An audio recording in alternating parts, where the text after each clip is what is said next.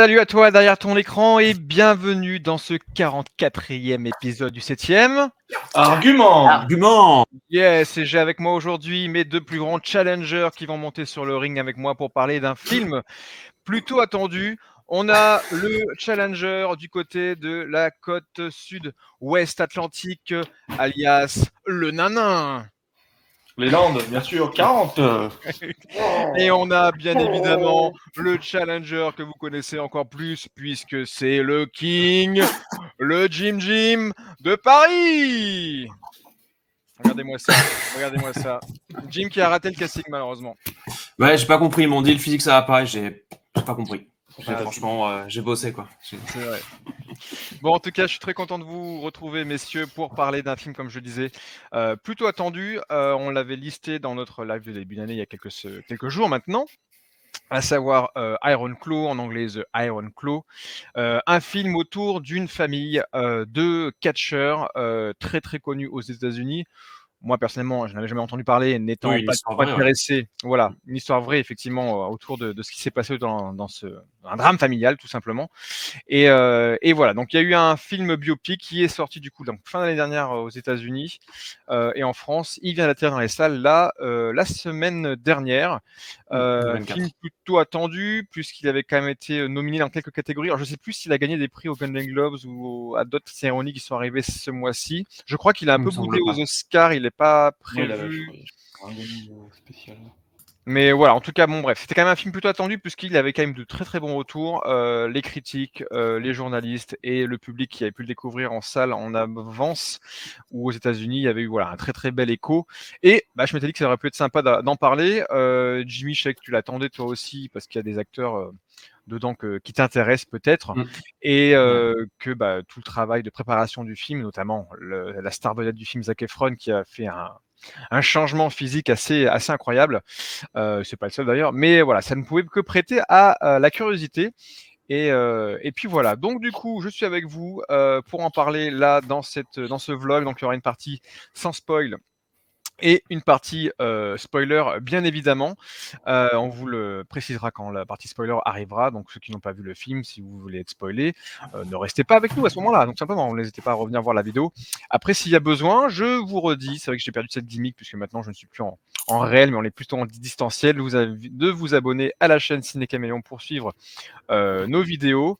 Et on va du coup tout simplement déjà commencer par lancer le teaser avant de donner notre avis sans spoil à chaud. Et puis voilà, je ne vous l'ai pas dit, mais il y a aussi le challenger E.T. qui est derrière sur ses muscles qui nous dira s'il en a pensé ou pas. Bref, en tout cas, c'est parti. On lance la bande-annonce. On revient juste après avec notre avis et nos notes, bien évidemment. Et on vous dit tout ce qu'on a pensé sur le film. Allez, c'est parti. Bande-annonce. The challengers from Denton, Texas, weighing in at a combined weight of 690 pounds, Kevin, Kerry, and David Von Erich. Look at my beautiful brothers. The Von Erichs are the greatest family in the history of wrestling. Voilà, donc get tickets pour aller voir du coup The Iron Claw. Du coup, pour pitcher très rapidement le film avant de vous laisser la parole, messieurs, on va suivre la famille Von Erich, du coup une famille texane. Le père, ancien catcheur, va former, entraîner ses enfants, ses 4 fils, sous le regard plus ou moins témoin de la maman, à tout donner, à se donner à fond pour le catch, pour décerner et récupérer la fameuse ceinture de champion du monde de catch. Ça se passe dans les années 80, en tout cas cette portion de film se passe dans les années 80. La décennie où effectivement cette famille a fait parler d'elle. Et là, en ayant vu la bande-annonce, on se peut dire ouais, c'est à l'air d'être un biopic plutôt sympathique parce que c'est un extrait qui met en avant de façon plutôt joyeuse ce qui va se passer, mais on est sur un vrai drame familial. On va en parler bien évidemment puisque c'est le sujet principal du film. Mais voilà, donc messieurs, avant de donner notre avis sans spoil, on va donner nos notes. Je vous laisse préparer vos post-it ou votre avatar qu'on va modifier. Moi, je vais le mettre sur mon avatar pour vous donner la note que je mettrai au film. Donc sur 5, ça n'a pas changé. Et quand vous êtes prêts, vous me dites et on donne notre note. Moi, c'est bon. C'est bon? Moi, je suis bon aussi. Allez, 3, 2, 1. Du coup, on a un 3 sur 5, on a les 2 4 sur 5. Très bien, Jimmy, un 3 qui est prêt à sauter dans le 3 ring. qui suit par la troisième corde. Très bien. Écoutez, la gimmick fait que c'est toujours celui qui a un peu moins apprécié le film va nous en parler, mais reste quand même sur des belles notes en soi. Jimmy, toi, tu attendais le film? Oui, non. Qu'en as-tu pensé? Sans spoil, c'est à toi. Sans spoil. Oui, j'ai bien aimé le film. En plus, on l'a vu sur la bande-annonce, c'est produit par la prod qu'on voit partout en ce moment, A24, qui a le vent plus qu'en poupe. Ouais. Sans spoil, qu'est-ce que je peux dire? Peut-être ce qui m'a un peu plus déçu, j'aurais préféré l'apprécier encore plus. À mon sens, je pense que le plus gros défaut, c'est son rythme, qui est, je trouve, assez irrégulier. On a des moments où ça se pose plus tôt, ce qui n'est pas forcément négatif, au contraire. On est sur un drame familial, une histoire vraie, donc je pense qu'il y a un côté où on peut plus essayer de sentir ce que ces personnes ont vécu. Et par moments où il se passe des choses et qu'on prend, on va dire, des petites ellipses, je trouve que ça va très vite. Alors qu'à des moments, on se dit, bah, j'aurais peut-être pensé qu'on aurait pu peut-être plus se poser à ce moment-là pour voir pourquoi ces personnages en sont arrivés ici ou qu'est-ce qui a été cette prise de décision. Et du coup, je trouve que c'était très inégal tout au long du film. Et le film, je le séparerais surtout, on va dire, en deux, presque en trois parties. Je trouve que la dernière partie remonte un peu mieux. Je trouve qu'on est un peu plus présent avec les personnages. Après, c'est toujours compliqué de raconter une histoire vraie, d'essayer de rendre honneur à ce qui se passe à des personnes réelles qui ont vécu ou qui vivent encore. Et donc, ouais, le gros point négatif pour moi, c'est le rythme qui est vraiment inégal et qui aurait pu être fait différemment. Je ne saurais pas forcément comment le proposer différemment, mais ouais, ça n'a pas été. Pour moi, c'était pas homogène. D'accord. Et Voilà. est-ce que tu connaissais du coup, toujours on va rester évasif, pour L'histoire. évasif, ouais, est-ce que tu connaissais, ce qui s'est passé? Est-ce que tu avais déjà entendu les échos? Est-ce que tu étais renseigné sur le Pas film du peut-être tout. avant d'aller le voir aussi? Non, pas du tout, non. Non, la première chose qui m'a attiré l'œil, il y a quelques mois déjà, quand ils avaient commencé à peine à teaser, c'était le cast. Alors déjà, il y avait les images de Zac Efron avec cette coupe, cette coupe atypique et le côté bodybuildé presque qui avait fait surface.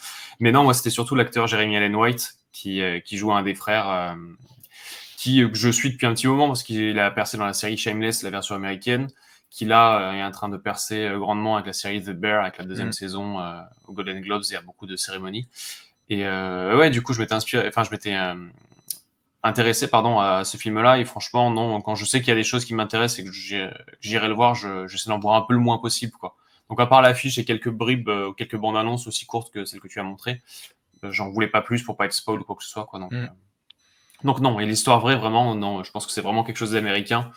Et je suis pas sûr que tous les États connaissent forcément l'histoire, j'en sais rien. Mais en France, non, nous, De ce que j'ai entendu, là j'ai regardé quelques infos sur le film, voir aussi ce qui avait pas été mis dans le film, on en parlera plus tard, ouais, ou ce qui a comparaison, été, ouais. ce qui a été un peu modifié. Je regardais un mec qui était un passionné de catch, qui en parlait justement de la famille et justement aux États-Unis, ces décennies-là, c'était vraiment des stars. Alors Ok. encore plus au niveau du Texas parce que voilà, c'était des stars Des stars locales. voilà, effectivement, mais c'est une histoire très connue dans le milieu du catch, tout le monde connaît Levon Eric. Donc du coup, je pense que là-bas encore plus, ça doit être encore plus raisonné dans leur culture que Populaire, enfin pas à cette époque en tout cas. Hein. ouais. Mais Ouais. voilà, OK, très bien. Toi Antonin, je te permets de te laisser la main, Ouais. 4 sur 5, donc je pense que tu as apprécié aussi bien que moi le film. Donc je dis pas que Jimmy ne l'ait pas apprécié, mais je rebondirai après et je suis pas Non, j'ai je suis apprécié. pas en désaccord avec Jimmy, je trouve Ouais. qu'il y a des choses qui étaient effectivement vraies aussi, mais je dirais pourquoi j'ai mis 4 au final. Vas-y, Antonin, qu'as-tu pensé du film? Alors, je connais un petit peu le catch parce que j'en ai regardé étant adolescent et même actuellement, je regarde de temps en temps. J'ai vraiment apprécié le film. J'ai passé vraiment un très très bon moment. Alors, c'est un film vraiment dramatique sur cette famille qui apparemment aurait donc une malédiction. Mais je connaissais pas du tout cette famille, ni même du coup son histoire. Et c'est vraiment, tout d'abord, c'est vraiment une découverte sur le milieu du catch, sur l'avènement du catch au grand public, et également du coup sur cette famille-là. Après, ce que j'ai adoré, c'est que ce n'est pas un film de catch, mais c'est un film sur la transmission d'un père vers ses enfants en fait, sur les envies de ce père-là, voilà, de son ambition envers ses enfants. Et c'est ce qui est intéressant, c'est parce qu'en fait, on peut joindre dans ce modèle-là, on peut joindre aussi d'autres modèles. Par exemple, je pense à Serena Williams qui a vécu un peu la même chose avec ce père assez tyrannique, on va dire, pour pouvoir réussir. Donc c'est pour ça que je trouvais ce film vraiment intéressant et il m'a ému dans la relation entre du coup ces 4 frères, mais aussi également donc l'histoire globale et c'est le scénario. Et je joins un petit peu Jimmy dans le manque de rythme. C'est vrai que je m'en suis aperçu lors de ma séance où des fois je me dis putain mais c'est long. Il y a certaines séquences où c'est long et d'autres séquences c'est assez rapide. Et oui, je joins ce côté-là de Jimmy. Mais pour moi, c'est pas un coup de cœur, mais c'est presque un coup de cœur pour moi en ce début d'année. Ok, ouais, tout à fait. Pareil, je vais parler du rythme, on va commencer par ça. Donc moi, pareil, comme Jimmy, j'ai été voir le film sans savoir vraiment tout ce qui s'était passé. Je sais, ça parlait d'une histoire assez dramatique autour de cette famille-là. J'avais vu très peu d'extraits, même pour vous dire, la bande-annonce que j'ai mis là, je l'avais pas vue avant hier soir, parce que j'ai dû préparer un petit peu certaines choses avant d'aller le voir. Mais j'avais presque vu aucune image, à part effectivement le design des personnages, notamment de Zac Efron. Mais effectivement, j'avais vraiment aucune info sur les personnages, sur la famille, sur ce qui s'était passé, et cette pseudo-malédiction, parce que voilà, on dit malédiction, mais on n'est pas dans un fait de fantastique ou de autre, mais effectivement, il s'est passé tellement de choses dramatiques qu'on va pouvoir parler après dans le vlog que on se dit ça ne peut être qu'une malédiction. Et le film commence dès le début en nous parlant qu'effectivement, il y aurait cette tendance-là par rapport au nom en plus Von Erich. Donc moi j'ai beaucoup aimé le film, je suis quand même plutôt ressorti chamboulé de l'histoire qu'on venait nous décrire. Je suis d'accord que la première partie du film met du temps à se mettre en place. Alors je dirais pas que c'est long, mais effectivement on pose des choses de façon assez classique. De façon assez, j'ai envie de dire, déjà vue pour ce type de film, ce qui est un biopic. Et je me suis dit, comme j'ai entendu parler du film avant, je me suis dit, on l'encense et tout, on dit que c'est grandiose, qu'il y a des choses qui vont te marquer. Mais je pense que la première heure, j'étais pas encore convaincu de me dire que j'allais passer une très très bonne séance, on va dire. Dans le sens où effectivement, tout ce que je voyais, c'était oui, c'est plutôt classique. Si ça s'arrête à ça ou juste à ce côté tyrannique du papa qui impose le catch dans la famille. Bon, et c'est vraiment la deuxième partie où là tout découle. Et c'est vrai que je pense que l'équilibre manque un petit peu entre cette première partie où on pose des choses qui sont certes très importantes pour la suite, parce que je pense que l'impact émotionnel n'est pas là si on n'a pas vu tout ça avant. Mais je peux comprendre qu'on peut peut-être décrocher un peu au début et que si les gens vont pas plus loin que cette impression-là, ils pourraient peut-être manquer le film et se dire finalement ça m'intéresse pas, c'est pas ouf, je m'arrête à ça. Et je suis d'accord sur la première partie, elle est plutôt trop posée, mais quand même importante pour ce qui va arriver après. Mais la deuxième partie, je la trouve plutôt incroyable, même si des fois, j'aimerais bien qu'on s'arrête plus longtemps à certains dialogues, à certains épisodes de ce qui se passe dans l'histoire, à certains matchs peut-être aussi, ou après-match ou pré-match. Mais c'est vrai que voilà, il souffre un petit peu donc on est sur 2h15, je crois à peu près de film. Je suis d'accord que la première heure me prend trop son temps ou prend du temps. Moi, je crois que c'est 2h15. De mémoire. Bon, bref, vous me redirez ça. Mais voilà. Donc le film est réalisé par un réalisateur que je ne connaissais pas trop, Antonin connaît très bien son nom parce qu'il s'appelle Sean Durkin. Voilà, donc qui était aussi scénariste. Je rebondis juste sur ça avant de passer, je pense, à la partie spoil. Donc le réalisateur est un réalisateur qui avait une dizaine d'années dans la fin des années 80, qui était un réalisateur qui vivait du coup en Angleterre, qui était assez passionné de catch, de ce que j'ai compris. Et à l'époque, forcément, les réseaux sociaux n'étaient pas là. Donc pour voir des matchs de ce qui se passait à l'outre-Atlantique, c'était pas forcément évident. Il avait tanné ses parents de récupérer des cassettes d'enregistrement de matchs. C'est comme ça qu'il a connu les Von Erich. Il s'est attaché à cette famille, à ces personnages de catcheurs. Et un jour, dans un magazine que sa maman lui avait acheté sur le catch, assez tardivement, mais il apprend dans les pages que alors je sais plus lequel c'est des Fisk qui disparaît dans le film, qui va mourir, un des petits spoils on va dire, mais c'est à moi qu'il apprend en fait que un des catcheurs meurt et c'est ça qui l'a marqué à vie et c'est ça qui lui amène à faire ce film là aujourd'hui. Donc je trouvais ça intéressant de donner l'anecdote de pourquoi il a fait ce film là, que c'est pas quelqu'un qui est arrivé de nulle part, qui s'est mis sur le projet. Donc c'est vraiment un mec passionné par déjà le milieu du catch et au-delà de ça, il connaissait déjà un petit peu la famille. Voilà. Et pour finir, avant de passer aux parties spoil, donc j'ai juste parlé du rythme. Moi, ce qui m'a plu dans le film, donc au-delà de quand même ce qui est raconté, effectivement, c'est ultra dramatique, mais quand on sait que que déjà tout est vrai, et même il en manque encore certaines parties, on en parlera un petit peu après. Je trouvais ça plutôt intéressant. Je pense, et n'ayant vu pas beaucoup, que la performance de Zac Efron est plutôt bonne. J'y ai vraiment cru à ce membre de la famille qui était un des plus discrets, un des plus introvertis, qui était témoin de tout ce qui s'est passé. C'est un bon acteur, Zac Efron. Hein.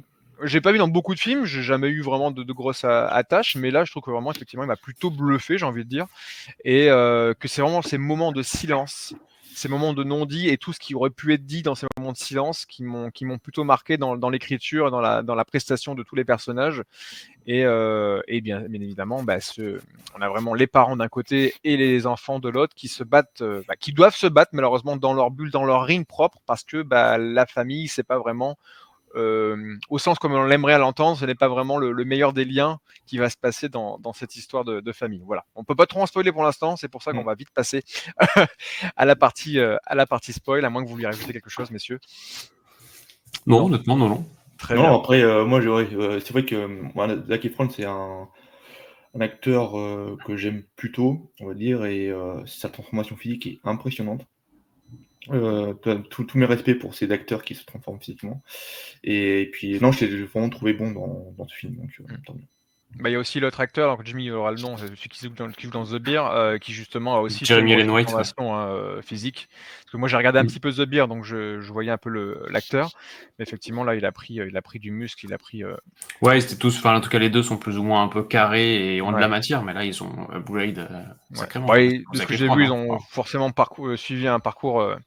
Un suivi intensif avec des vrais coachs et en même temps des entraînements de catch. Et des vrais catcheurs, et des vrais catcheurs. Donc je pense même que je crois de mémoire, ils ont pu aborder Kevin, le personnage principal dans la vraie vie, qui est encore en vie et qu'ils ont pu échanger avec lui aussi. Donc je pense que ça devait être important. Très bien. Et écoutez, on va pouvoir en dire beaucoup plus maintenant, puisqu'on va passer à la partie spoil. Donc voilà, je mets le timecode et c'est maintenant la partie spoiler. On va dire tout ce qu'on a envie de dire, tout ce qu'on n'a pas pu dire jusqu'à maintenant. Et effectivement, c'est un film qui rentre beaucoup dans les détails, et puis les détails, voilà. Iron Claw, très bien. Antonin nous fait la démonstration, donc bien évidemment les griffes de fer, voilà, donc qui étaient du coup amenées par le papa, du coup qui était catcheur et qui avait cette prise qui faisait peur aux gens qui allaient voir les matchs, ou en tout cas à ses adversaires, puisqu'il allait serrer de façon assez impressionnante la tête de ses adversaires, et c'est une des prises de mise en scène. Pour mettre fin au combat, souvent, c'était ça, son coup final. Ouais, c'est ça. Très bien. Bon, Jimmy, qu'est-ce que tu veux rajouter? Qu'est-ce que tu as envie d'aborder dans ce film pour égayer un peu plus ta note et dire ce que tu nous as déjà fait ressentir jusqu'à maintenant? Eh ben écoute, de positif, en soi l'histoire déjà l'histoire est folle, de se dire, même si on en parlera aussi, il y a des choses qui ont été un peu modifiées, mais c'est vrai que de commencer de but en blanc, de regarder ce film en sachant que c'est une histoire vraie plutôt qu'une pure fiction, ça a un sens et une profondeur totalement différente. Je pense que si des gens le voient sans savoir que c'est une histoire vraie, ce serait un peu dommage, parce qu'on se dirait c'est trop, il se passe trop de choses. J'aime beaucoup aussi le côté, c'est un peu cliché ce que je veux dire, mais film indépendant, parce que A24, il commence à percer de fou et commence à avoir des plus gros budgets, des plus gros films avec des plus gros castings peut-être. Là, on est encore sur le genre de film que j'apprécie, où on a un petit casting, où c'est un petit film qui émerge comme ça, mais sans que ce soit la grosse attente de l'année on est sur l'entre-deux ou autre. Voilà, on est encore l'entre-deux, donc il y a encore cette patte indépendante que j'aime bien. C'est vrai que comme on l'a dit, le rythme et le montage, du coup, c'est peut-être un peu classique. C'est peut-être le défaut du fait que parfois ça peut être le cas quand le scénariste et le réal sont la même personne. On a le manque d'un point de vue différent quand on part du papier à l'image. Donc peut-être que ça en dépeint un petit peu de ce syndrome, on va dire. Après le cast, franchement, il n'y en a pas un qui fait défaut. La fratrie, on y croit vraiment. Ils ont tous leur place. Ils ont tous une relation un peu différente envers chacun.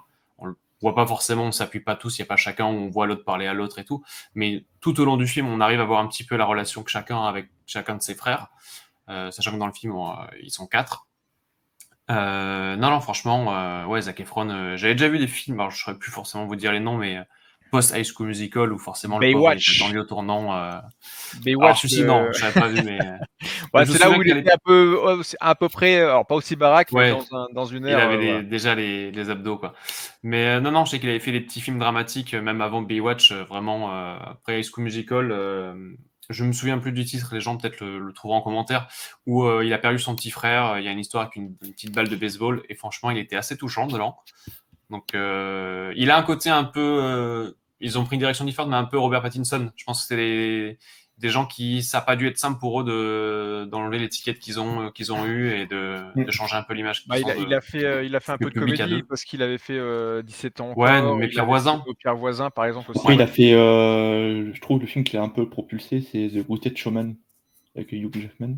Ouais, bon, il Ah ouais, avait un putain, rôle ce film est pas resté mémorable, ouais. il a un rôle, c'est plus secondaire, c'est pas non plus le rôle principal. Enfin, je veux dire, Hugh Jackman passait au-dessus tout le long du Oui. film, quoi. Je trouvais que Ouais. c'était pas non plus. Oui, mais oui, c'est vrai qu'il était dedans, ouais, c'est vrai. En Ouais. tout cas, il a du potentiel. Je suis pas étonné de ce film-là. Franchement, il rentre bien dans les bottes, je pense, du personnage. Jeremy Allen White, pareil. J'ai vu en tout cas une petite palette un peu différente, certainement à certaines scènes où on se rapproche un peu plus de la fin du film, que j'ai bien apprécié parce que pour l'instant, dans les personnages qu'il a joués dans les séries, il y a pas mal de trucs qui peuvent être un peu communs à des moments.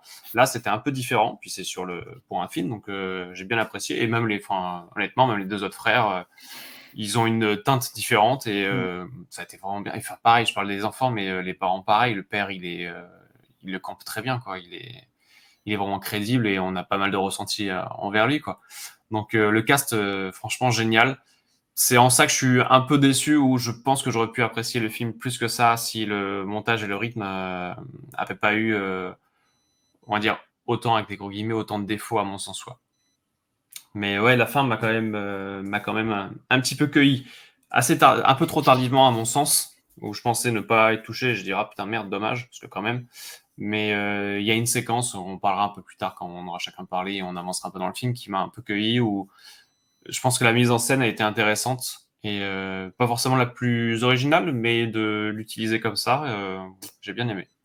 D'accord, mais vas-y, comme ça évitera qu'on l'oublie, parce que souvent on dit les trucs et puis après on oublie. J'allais dire la fin où effectivement on a un des frères, on va dire le dernier frère, hormis Zac Efron, qui reste, qui met fin à ses jours, et qui du coup, on a une petite séquence où il se retrouve sur une barque, donc on a compris qu'il était décédé, hein, donc c'était soit un entre-deux, soit l'au-delà, et il retrouve ses 3 frères, enfin 2 frères dont un tout petit qu'on a appris plus tard dans le film, qui avait le frère aîné qui est mort à 5-6 ans, un truc comme ça, C'est ça, ouais. très très jeune. Et là, on a un côté un peu paradis, où ils sont juste au bord d'un petit lac, où ils se retrouvent tous les 3. Et donc, on découvre un jeune acteur qui fait ce petit frère qui est décédé, comme s'ils avaient encore l'apparence du moment où ils ont quitté la Terre. Et franchement, j'ai trouvé ça très beau, parce que c'est assez simple, c'est assez posé. Ça pourrait faire cucu ou gnangnan à l'écrit. Et au début, quand j'ai vu ça, j'ai fait ça fait un peu particulier. On le revoit à la barque, et je dis, alors qu'on vient de le voir décédé, est-ce que c'est un souvenir, est-ce qu'on le voit lui? Mais le fait qu'on le voit réintégrer ses frères, et en fait, ce moment se pose vraiment. On est avec eux et on ressent la fraternité. Ils sont chacun des câlins, ils se reprennent dans les bras et tout. Et j'ai trouvé ça très juste. Franchement, je suis d'accord sur aussi. le papier, je pense que j'aurais été très sceptique, sur le mode waouh, c'est un peu too much, c'est décalé par rapport au reste du film, je trouve.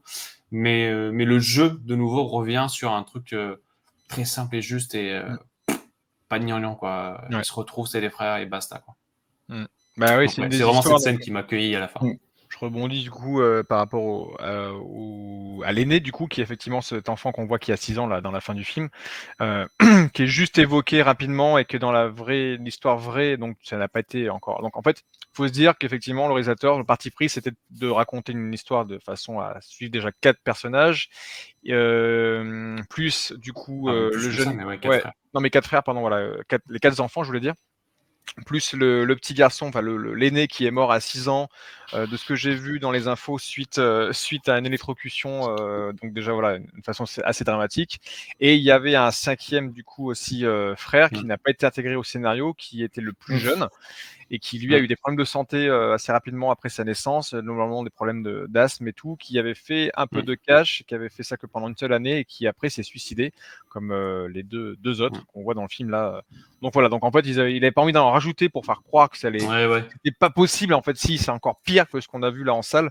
Enfin, si on allait dans tous les axes de tous les détails des autres qui sont pas forcément tous décrits à l'écran. Mais ouais, c'est fou quand même de se dire que cette histoire, elle est entièrement vraie. Cette scène, et pour terminer sur la fin, je crois que ça s'ensuit très peu avec une scène de Zac Efron qui a déjà deux grands garçons. Ils ont peut-être 7 et 5 ans, je sais pas trop. Ou qui pareil, là, il joue très bien aussi, où il les voit jouer, puis il craque un petit peu, puis les frères viennent, ses deux fils viennent lui parler, lui demander pourquoi t'es triste, parce que tout le long du film, on a cette culture de les hommes ne pleurent pas, c'est eux qui subviennent à la famille, zéro émotion. Ça, c'est une culture assez, on va dire, assez américaine et assez texane, en fait. Ouais, puis même c'est patriarcat, on va dire, c'est ça. dans beaucoup, ou avant à l'époque, voilà, les papas, ça pleure pas, quoi, c'est les mamans éventuellement, et encore, même, je pense qu'on va dans l'extrême côté peut-être texan, où même la maman ne se permet pas de pleurer aux enterrements de ses enfants, quoi. Ce qui est fou, quoi. Et effectivement, cette scène est très jolie aussi, où ça permet à Zac Efron de montrer un beau jeu où il pleure devant ses enfants, et ses enfants viennent le réconforter, il lui explique pourquoi il est triste. Et c'est tout simple, c'est tout beau. Et à la fin du film, on a vraiment l'explication de où en sont ces personnes qui restent. Et quand tu vois que qu'il a eu il a eu 2 autres enfants, apparemment, je crois qu'il a 4 enfants. Il y a 4 enfants. 13 petits-enfants. Ils font du catch. Alors, c'est pas trop précis dans le film, mais lui, il explique qu'il veut vivre avec sa famille, qu'ils vivent tous, ils voudraient tous vivre ensemble dans un ranch. La manière dont c'est écrit à la fin du générique, ça a l'air d'être ça, qu'ils vivent ensemble dans le ranch. Et tu te dis forcément que ça l'a marqué à vie, parce que, et ça l'a marqué dans le sens où ça a dû être très présent pour ses enfants, pour que eux-mêmes, je vais pas dire qu'ils vont combler un manque, mais quelque part, je pense que 13, c'est quand même énorme, quoi. 13 petits-enfants, même si c'est divisé par 4, tu te dis forcément, je pense que je pense aux enfants qui ont dû être marqués, donc je parle des enfants de Zac Efron, on va dire, qui ont dû être marqués dans leur éducation, de savoir que leur papa, il a été triste parce qu'il a perdu des siens. Et puis donc, les oncles, par eux, sont toujours projetés. Ils ont perdu leur oncle, donc ils ont dû se projeter en mode, nous, on aura des enfants et on va créer une famille. Donc je me dis forcément, ça a eu un impact sur le futur de tout ce qu'on voit pas dans le film, et qui est beau, hein, c'est triste à la fois parce qu'on connaît les raisons de ce manque, mais on se dit, voilà, ils ont terminé avec une grande famille alors qu'on a perdu 5 personnes, quoi. C'est aussi il y a un côté de rattraper, quoi. Je trouve que là, ce qu'il a bien écrit dans le film, le réalisateur du coup et l'auteur du coup justement aussi, c'est ce personnage-là qui est joué par Zac Efron, qui est pas le meilleur dans le catch, qui n'est pas le plus bavard ou celui qui va effectivement essayer de sauver tout le monde, mais qui est le point d'alerte de tout ce qui va se passer. Donc il y a 2-3 fois dans le film, où il est là, il dit au début, il demande à sa maman d'aller parler à un tel parce que son père est trop dur avec son frère. Après, il y a la séquence où il dit faut peut-être se calmer. Des choses comme ça avec son père. Mais c'est vrai qu'en fait, ce qui est intéressant, c'est comment il va sortir de ce moule, de cette famille-là qui était engrainée à être catcheur de père en fils, et que tout le monde tente sa place d'être le meilleur, quitte au père à affronter indirectement ses enfants, parce qu'en fait, ça c'est véridique, hein, c'est dans des vraies interviews où le père disait que là aujourd'hui c'est lui mon préféré, après c'est lui, mais le classement peut changer. Donc on est vraiment dans une distance de père et ses fils qui est plus dans un patron qui gère son équipe ou son équipe de foot, pas de catch, pardon. Et c'est comment il arrive à sortir du moule, comment il s'accepte, parce qu'il met du temps à accepter le fait que cette malédiction de son nom peut du coup le suivre jusqu'à la fin de ses jours. Il change le nom de ses enfants aussi en partie par ça, et il refuse de voir sa femme et de vivre une vie de famille au début, même si c'est ce qu'il rêve depuis le début, on l'entend bien, de construire une famille, ce qui n'est pas dans laquelle il vit, même si on pense que c'est une famille en soi, quand on voit ce qui se passe à la télé. Et c'est ça que je trouvais ça plutôt pertinent et intéressant, et ce qui rejoint effectivement sa vraie vie aujourd'hui, qui j'espère a trouvé ce calme, mais les cicatrices sont forcément là, et ce qui est même fou, c'est de dire que ces enfants ils font du catch, tu vois. Même là, je suis assez étonné de me dire que en soi ça a été le cas quand même, quoi. Oui, il y a des catch professionnels. Ouais. Le point, c'est qu'on n'a pas trop parlé, mais le précurseur de tout ce qui en découle, c'est le papa. Oui, c'est quand ça, tu dis ils essaient d'être le meilleur et tout, en fait, ils essaient d'être le meilleur aux yeux du père. Parce que Ça. pour moi, tout le long du film, je me suis toujours dit que effectivement le plus performant et on va dire le meilleur catcheur, ça semblait être Zac Efron parce que c'est qu'à le début. C'est juste qu'à un moment ça change pour le papa et que du coup, bah lui, il décroche un peu, il lâche un peu le truc, mais en soi, Bah, si il le se père serait n'a tenu, jamais été, de ce que j'avais vu là dans les infos, c'est que le père n'a jamais été aussi bon qu'il l'aurait voulu et que cette ouais, frustration oui, de pas être le meilleur, il il s'est les a mis projeté, dans bien dans sûr. ses C'est dans ses ça, ouais. enfants, quoi. Et en fait, aucun de Il ses s'est- enfants n'est vraiment prédestiné à ça à la base. À part Zac Efron qui lui a l'air d'être entre guillemets «le plus passionné». Le premier des frères qui revient, lui, il était plus, passionné de lancer de disques, il était champion comme on a pu voir et il voulait participer aux Ouais. JO, il a pas pu. Tu en as un qui voulait faire plus de la musique, l'autre qui était là, mais bon, qui était pas forcément celui qui meurt en premier si je me trompe pas, qui était soi-disant le meilleur, hein, dans la famille, qui finalement, a été propulsé en tête. Mais j'ai pas l'impression que les enfants, il y en a un qui voulait absolument faire ça, à part au moment où ils ont été poussés par le père pour telle ou telle décision ou Mais tel parce que match, en chaque fait. fois, ouais, c'est le père qui Ouais. initie. C'est aux yeux du père que c'est lui qui va mériter de faire ça ou ce match-là ou d'avoir la tentative et opportunité de remporter ce match. Et les quatre vivent au travers du prisme de leur père, hein. Et c'est juste que dans l'éducation, ils sont là pour obéir aux ordres. C'est yes sir quand ils répondent à leur père. Donc c'est en fait, ils considèrent que chaque opportunité que leur père leur offre, c'est une chance. Ils ne se posent pas la question de est-ce que c'est quelque chose que eux veulent ou désirent. Non, non, ils se disent non, non, c'est mon père me propose ça, c'est une chance inouïe, lui il aurait adoré, donc ils vont le faire. Et quelque part, ils le font à fond, mais c'est toujours parce que c'est le père qui leur donne presque, qui le demande. Mais c'est leur éducation. Pour eux, c'est normal. Quand l'autre revient et qui lui dit, bah, je veux que du coup, comme tu sais que lancer disque, ça sera pas cette année aux JO pardon, parce que c'est annulé, je veux que tu rejoignes tes frères et que tu te lances 100% dans ça, sans parler de combien de temps ça va durer. Et lui, il est en mode, bien sûr, d'accord. Tu me le demandes, je vais le faire, et avec plaisir. J'aime mes frères, je vais adorer faire ça. Et Mais au-delà de voilà, et ça du coup, c'est la compétition malsaine entre eux, quoi. Alors et Mais qu'ils apprécient, de hein, toute façon, ça, c'est le thème. Bah, moi, c'est le thème principal du film, hein. Encore le catch, je pense, c'est un prétexte, mais le réalisateur, ouais, c'est le John fond, quoi. C'est Birkin, ouais, l'environnement, quoi. c'est la le famille fond, qui tombe dans l'enfer, quoi. c'est ça. Il voulait Et vraiment au retranscrire le fait que ça soit vraiment un père tyrannique et la transmission d'un rêve d'un père envers son fils et être champion du monde. Ouais, ses fils ont tout fait. Alors, en fait, on sait pas, et puis même, je pense qu'on ne saura jamais. Même encore actuellement, il y a plein de sportifs où leur père, c'était. Voilà, ils sont un peu dans ça, et en fait, on ne sait jamais si c'est vraiment parce qu'ils veulent faire plaisir à leur père ou si c'est vraiment parce qu'ils le veulent vraiment. Et Mm. là, je pense qu'on sera vraiment c'est jamais. souvent par Après, transmission plus ou moins, malsaine ou de Ouais, frustration. c'est ça. Et je voulais juste rebondir, je te repasse la parole, Jimmy, c'est que aussi, bah, là, on parle mm, beaucoup de la figure du père, mais il y a la figure du mère qui, même si elle est moins mise en avant dans le film, est hyper importante puisque elle est aussi donc le père s'occupe pas de ses enfants de façon comme si c'était des enfants, bien évidemment, mais la mère qui est totalement absente et qui aussi complètement se ferme à devoir aider ses enfants. À chaque fois, c'est, bah, vous réglez ça entre vous, entre frères, tu règles ça avec ton père. Et elle se réfugie dans la religion, hein, ce qui est ultra marqué aussi dans la culture américaine. Euh, et là, ce qui est intéressant, c'est qu'on a le père et la mère qui sont dos à dos, quoi, entre guillemets. Ils sont pas dans la même optique de gérer leur famille, mais la mère aussi, elle a aussi ses répercussions. En tout cas, bah, les conséquences des non-agissements de la mère sont ici assez bien montrées aussi, je trouve. Bah, en fait, maintenant que tu dis ça, je me dis, on voit pas la figure de la mère. On voit la figure de la femme de Monsieur Ironclaw, là, j'ai plus son nom, le personnage. Enfin, on voit la femme, on voit la Madame Von Erich, mais je trouve qu'on voit pas la mère.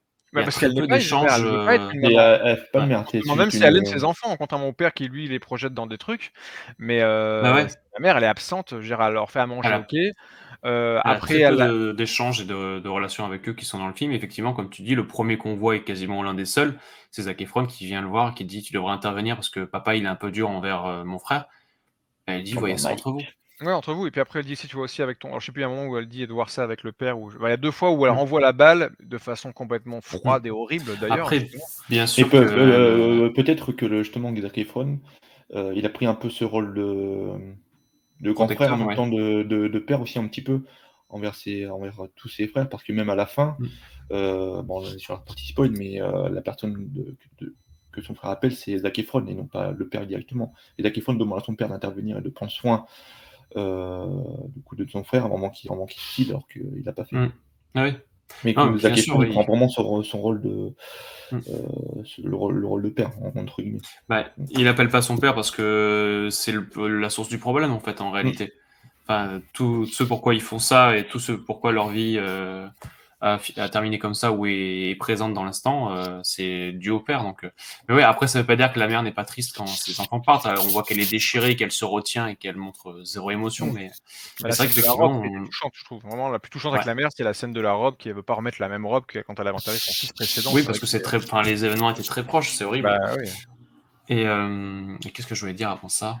Et même la scène du tableau où, quand elle peint et même le père demande qu'est-ce qu'il y a à manger, ça aussi, je trouve Ouais. cette scène aussi marquante. Si, on voit un Enfin, petit peu la figure de la mère quand effectivement le plus jeune des frères ressort du coma et on voit qu'il aura des séquelles à vie. Il y a le petit échange où il est en train de manger, elle lui parle du tableau dont elle n'a jamais parlé à personne, donc on voit qu'elle s'ouvre. Même cette scène qui lui dit mais comment ça se fait que tu n'as jamais parlé à personne? Et on se dit putain, elle s'est jamais ouverte, alors que c'est un truc mignon, hein, mais c'est un truc lambda quoi. Le tableau qui est dans le salon, bah en fait c'est elle qui l'a fait et ça représente la maison où elle a grandi. Et en plus, elle dit Je sais rien. j'en ai même parlé pour certaines raisons, mais je les ai oubliées ces raisons. Ouais. Alors, est-ce que c'est vrai, est-ce que Ouais. c'est pas vrai? Ouais, il y a ça aussi qui sont. Ouais, je pense que oui. Je pense qu'en fait, parce que ça remontre un peu une image de tout le monde s'est effacé au profit du papa, quoi, et de ce que le papa a décidé et d'autres, et que tout le monde suit et oublie un peu, du coup, ce que lui a envie et ces choses importantes, quoi. Mais Ouais, d'ailleurs, je l'ai interprété comme ça, l'histoire du tableau. Là, je reviens sur cette séquence, Jim, puisque tu en parles. C'est parce que le père, Zac Efron rêve d'une vie tranquille avec une famille. On voit qu'à la fin, il est dans une petite maisonnette en campagne, etc. Et je pense que c'était aussi peut-être le rêve de la maman d'avoir un coin tranquille, loin des caméras, de tout ce ah qui oui, s'est c'est passé. vrai, ouais. Bon, je pense que moi, je l'ai compris comme ça. C'est qu'elle aussi, elle voulait avoir une vie tranquille. Hmm. Qu'elle a peut-être pas cette maison idyllique qui lui a rappelé celle de son enfance, parce qu'elle elle voulait la même chose. Mais elle s'est effacée complètement. Et la séquence, justement, que tu parlais à la fin, où quand elle repeint, et que c'est le seul point dans le film où le père est basculé à enfant et genre j'ai besoin de quelqu'un, avoir la figure de la femme qui aurait dû faire à manger, etc. Voilà, dans cet archétype-là et dans cette façon d'avoir été éduqué. Et non, il y a vraiment des séquences qui sont là en reparlant, sont hyper intéressantes en fait et bien plus développées, bien plus importantes que quand je l'ai vu en salle tout à l'heure là. Ouais. Et non, il est vraiment pas inintéressant. Il y a vraiment des séquences. Je pense qu'il va Non, être un deuxième visionnage pour encore Ouais, plus je pense cerner aussi, ouais. les tout petits détails du quotidien. Après, Ouais, il y a des fulgurances. la mise en scène, on va dire, elle est assez. En Les fait, elle est classiques, classique, elle est simple, oui, oui, mais oui. je la trouve vraiment efficace. Non, même les combats de catch sont bien filmés, c'est plutôt Ah oui. franchement c'est cool, hein. Il y a même des séquences plutôt intéressantes de combat de la vie par rapport. Il y a une séquence où là, Zac Efron là s'entraîne constamment à se jeter Ah ouais, là, c'est. d'un élastique à l'autre et Ouais, tout. Alors, franchement, je sais pas ce qui c'est. se passe à ce moment-là, mais c'est fort et c'est bien. Enfin, je trouve c'est bien trouvé. La Ouais, famille toutes et les séquences l'histoire de du catch catch en sont même temps. très Ouais. crédibles. Mm.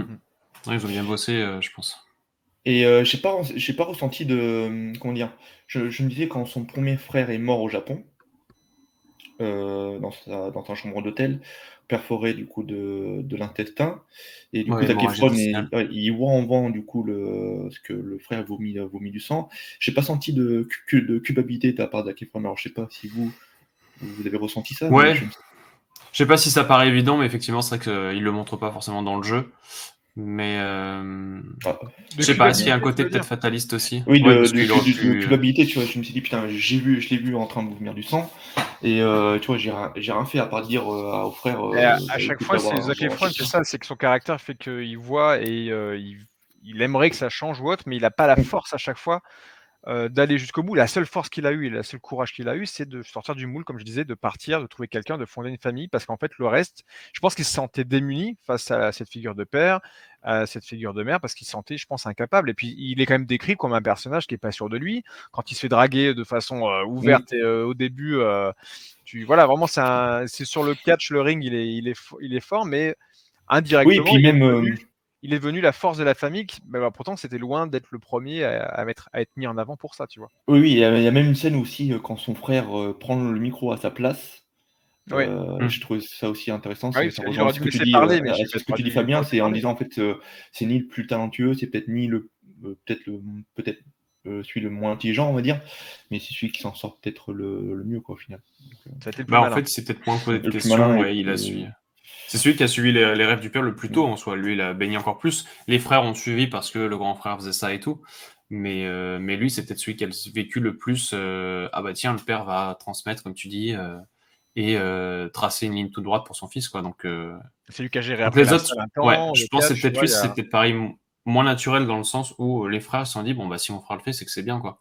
Tandis que lui, il a à côté cette responsabilité de, si je le fais, c'est parce que mon père me le demande, mais si mes frères le font, c'est parce que je le fais aussi. Et du coup, il y a ce côté, genre, en plus, c'est drôle, parce que en sous-titre, la griffe de fer, il traduit ça par l'étau, un étau qui se resserre, et tu dis, bah, effectivement, en fait, lui, il est entre ça, il est entre son père et ses frères, quoi. Et à le côté, bah, il essaie un peu de compenser les deux, et en même temps, voilà, ce qui me revient à ce que je voulais dire tout à l'heure, je sais pas si c'était la réalité, mais en tout cas, la manière dont c'est dépeint dans le film, et je trouve que c'est fou parce que ça aurait pu partir en couille, mais alors fois 1000, c'est que malgré cette pression que le père met et cette compétition qu'il crée entre eux, parce qu'il explique très bien que l'ordre de son favoritisme peut très bien changer en fonction des performances. Enfin, il dit très bien que ça peut changer, on ne dit pas pourquoi, mais clairement parce que celui qui va le rendre le plus fier va passer le premier.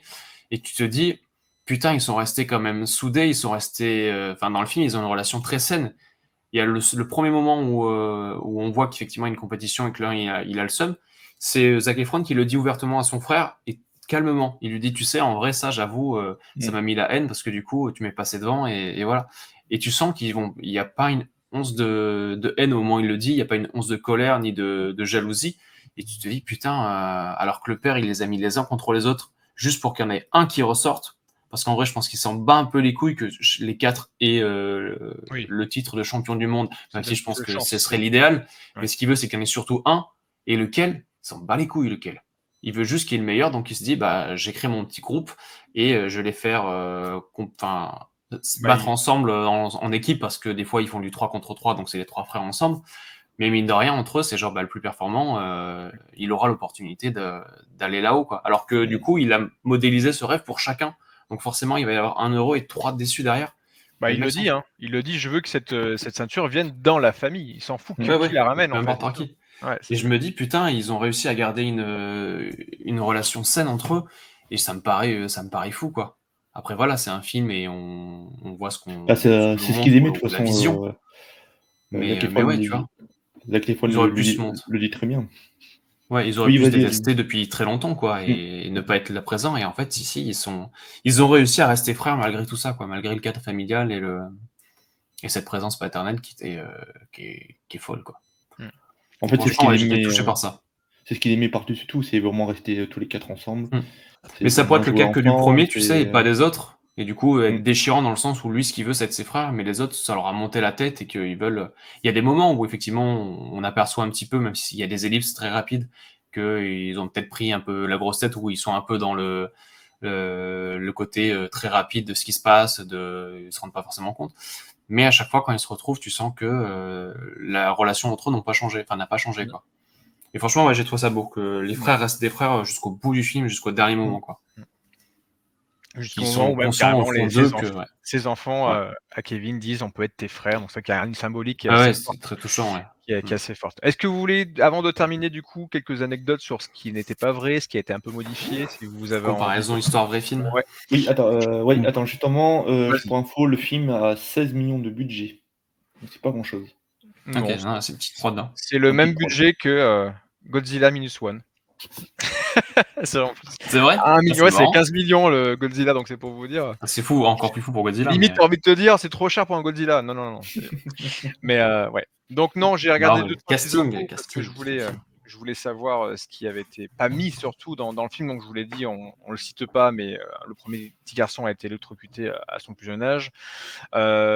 Du coup, il y avait un autre frère. Ils en parlent, mais on l'apprend plus tard. Ouais. Il y a eu un autre frère du coup qui n'a pas été mis dans le scénario, qui était le plus jeune, comme je l'ai dit tout à l'heure, qui est décédé aussi, s'est aussi suicidé. Et après sur les faits, c'est plutôt assez proche de ce qui s'est passé. Dans le film, ils ont assez rapproché le fait où du coup, alors j'ai perdu les noms, c'est Kerry, celui qui va faire qui va remplacer David pour le champion du monde. Oui, j'ai perdu. Ouais, c'est Kerry. Du coup, qui lui, effectivement, suite que son frère soit mort, dans le film, du coup, il va avoir un accident de moto et va être obligé d'être amputé. Dans le film, dans la vraie vie, c'est aussi arrivé, mais de façon un peu différente. C'est que suite, du coup, à effectivement ce match, il a eu un accident. Alors, je crois que j'ai compris, c'est de voiture plutôt.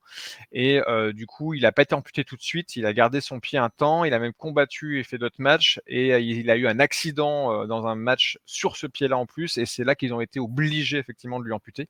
Donc, ça arrivait moins proche dans la vraie vie.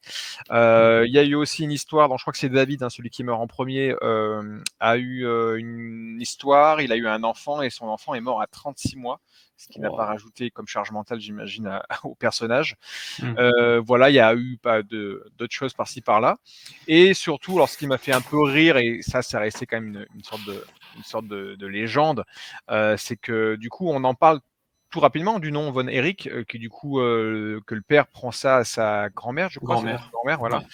Alors il y aurait eu des choses, même quand il était catcheur, lui le papa, il aurait été appelé de façon pessimiste le nazi, parce qu'en fait, si on remonte dans l'ère, dans le temps, en fait, ça s'est relié à une famille allemande. Et que du coup, les gens ont commencé à dire, voilà, c'est un nom qui porte malheur parce que justement, c'était relié peut-être à une famille d'Allemands de la Seconde Guerre mondiale qui avait peut-être mal fini. Mais du coup, c'est aussi marrant que voir comment on peut détourner le côté malédiction de ce nom-là et que ça a pu ancrer du coup ces enfants et à vouloir même carrément changer de nom pour leurs enfants et tout. Donc tu dis que c'est pas juste un nom, c'est quand même quelque chose. Ça pouvait peut-être être un passé lourd et en tout cas au niveau des médias, ça pouvait peut-être être lourd aussi de porter ce nom-là vu tout ce qui s'est passé autour, quoi. Mais voilà. Donc pour la plupart de ce que j'ai vu, c'est plutôt crédible et le réalisateur n'a pas tout mis justement pour pas alourdir le propos qui était déjà assez dur à croire, mais c'est vrai. Tout ce qui s'est passé en tout cas, même si c'est pas forcément dans les mêmes continuités, mais voilà, tous ces drames ont existé. Et si je crois que c'est à la fin, c'est pas Kevin qui voit son frère, je vais y arriver, pardon, juste se suicider au pied de l'arbre dans la famille, dans la maison de la famille. C'est le père qui retrouve du coup normalement le corps, et c'est lui qui est témoin en fait de la scène. Et même cette séquence-là, hein, où il lui offre le flingue dans le film. Et moi, je l'ai senti venir que ça allait mal finir avec une histoire de flingue à un moment. Je ne sais pas qui, comment, mais en tout cas, ça pouvait se sentir venir. On sent venir que lui n'est pas stable parce qu'il a une réaction un peu démesurée et on comprend que ça va pas dans sa tête, le pauvre. C'est sûr. Donc, surtout ça, même si on se doute que cet objet va avoir un sens important, malheureusement, ou dramatique, mais oui, ça montre déjà que voilà, il est pas sain dans sa tête, le pauvre jeune homme, et que ça risque de pas forcément bien se terminer si ça s'améliore pas. Quelle bonne phrase, ça risque de s'avérer si ça s'améliore pas. Démonstration de non pas du fusil de Tchekhov, mais du flingue de Tchekhov, du coup. Mais ouais, voilà, donc pour les petites infos que j'ai vues qui sont reliées du coup à ce projet-là. Voilà, moi je n'ai pas grand-chose à rajouter de plus. C'est un film que je conseille quand même parce que je trouve vraiment qu'il vaut le coup d'œil, et notamment en salle, parce que vraiment je trouve qu'on est pris dedans, même si ça prend un petit peu son temps comme on vous l'a dit au début. Mais franchement, c'est là pour un début d'année, on est quand même sur un très très bon film aussi de mois de janvier. Donc voilà, ça m'importait de le mettre en avant, même si j'hésitais, vous voyez, j'avais hésité entre celui-ci et le film qui sort la semaine prochaine, que je conseille, je pense déjà aller voir, même si je ne l'ai pas vu, je pense que c'est quand même important de le voir. C'est la zone d'intérêt en français, donc The Zone of Interest, qui avait eu le Grand Prix à Cannes l'année dernière. Très brièvement, on suit une famille d'Allemands pendant la Seconde Guerre mondiale qui vit à côté des camps de concentration. Voilà, je pense que ça. Ouais, mais je pense qu'on en parlera peut-être un peu plus, donc tu as bien fait de parler de celui-ci qui était peut-être un peu plus en avant. Voilà. Ça fait un lien avec la famille de Von Erich. Von Erich, voilà. Je ne dis pas que c'est vrai, je dis juste qu'il y a eu des on dit ou des choses qui auraient pu être liées à ce passé. Parce qu'à 24, je serais pas né nazi. Wow. J'espère pas. Ne dites pas des bêtises comme ça, Antonin, voyons. Surtout que c'est un studio qui est prometteur, qui a commencé à faire de beaux projets, notamment dans le film d'horreur, mais qui maintenant se prête à pas mal de films indépendants. J'espère qu'ils vont pas devenir trop mainstream, parce que effectivement, ça. Ouais, c'est ça qui me fait peur. Ça peut faire peur. Mais si je peux dire, ce qui est dommage, parce que même moi qui suis à Paris, entre guillemets, où forcément je peux avoir une plus grande ouais, tu me disais qu'il passait pas partout. Et ben écoute, avec moi qui. Enfin bref, il est distribué par exemple que dans 3 cinémas UGC sur Paris même, ce qui est très peu. Et je pense que malheureusement, c'est dû au fait que mercredi 24, il y a eu 11 sorties de films. Donc malheureusement, je pense que c'est le choix qui a dû être fait. Et sinon, je pense que malheureusement, ce film aurait eu une plus grande distribution dans plus de salles que ça. Donc après, ça ne veut rien dire. Ça, s'il fonctionne vraiment bien et justement les salles se remplissent. Moi, la séance où j'étais, c'était du coup hier, donc c'était le lundi, le premier lundi après la sortie. La salle était pleine, ce qui est quand même étonnant. Mais du fait qu'il était peu distribué, donc les gens se sont réunis dans les quelques salles qui le diffusaient. Donc s'il remplit bien, il peut tenir la distance et du coup avoir la visibilité qu'il mérite, ce que j'espère. Je pense qu'il aura un mais bon là, en bouche tout à cas, oreille, pour l'instant, il empathie, ouais. Mais là, en tout cas, effectivement, il empathie du fait qu'il y a eu beaucoup de sorties et pas mal de choses. Hein. Il y a eu encore de bons films à l'affiche. On a eu des fois des périodes un peu creuses. Et là, ça se bat un peu au portillon, je trouve.